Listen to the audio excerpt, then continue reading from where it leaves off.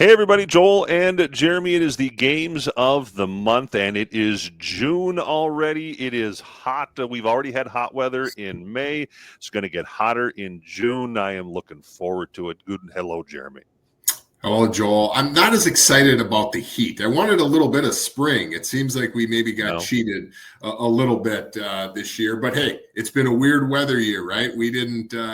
Did we have one winter broadcast that was postponed because of weather? And Yeah. the baseball coaches, softball coaches, track coaches, they've loved the spring. There maybe been a few little hiccups with some rain here and there, but and it's hard to believe, Joel, 2 months from now, we're going to be talking high school football. We don't want to look ahead, though. We don't want to wish summer away quite yet, right? That is true, but there are some teams as this one comes out here on June 1st. There are some teams that are already figuring out summer fishing plans or whatever plans they have because their playoffs are done. But there are still a few teams that are still out there that it's a fun time here. This first part of June when you get into section championships and state tournaments, that's a lot of fun for these kids.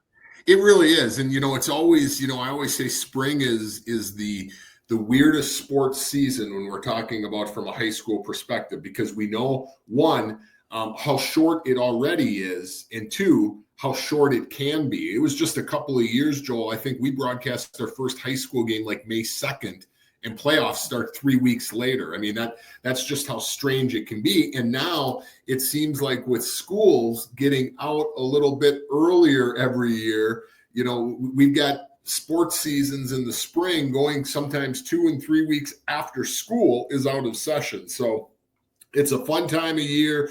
We transition kind of from that high school season into like the town ball season, if that's your thing. And it's a big transition month for both you and I as well. It certainly is. And speaking of that transition, you go from high school to amateur, and maybe the biggest amateur game on the schedule that we have that folks can listen to on KGLB AM 1310 FM 96.1. In the last 5 years, these have been two of the best teams in all of Minnesota, and that's Delano taking on Watertown. Now it's a league game, June 6th. Yeah, it's always been a rivalry game. These two teams have gotten together and they've played each other for years. But, theoretically, Joel, aside from pride, which we know is very important for these players, the game hasn't sometimes meant as much as what it could. And what I mean by that is when you have two teams from, different leagues playing each other, you kind of have to build that game around the rest of your week, right? Delano could have a big game later in the week against Hutchinson or Maple Lake, or Watertown could have to play Plato or Young America. So you might not see best on best in a game like this. Well, now, not only is it a league game, it's a league Class B game, so standing implications. It's going to be a fun one. I can't wait to get over there on Friday night, June 6th. In Watertown, the crowd's going to be huge. When we think of Delano and Watertown in two different leagues, these are also two towns that are separated by about, you've got kids on the Delano team that maybe attended Watertown Mare. You've got kids on the Watertown Mare team, that might have went to Delano. Have a fun rivalry, but now the stakes are a little bit higher, and that just makes it a whole lot of fun.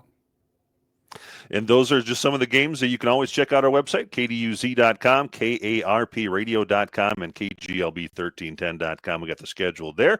We will chat again next month, Jeremy.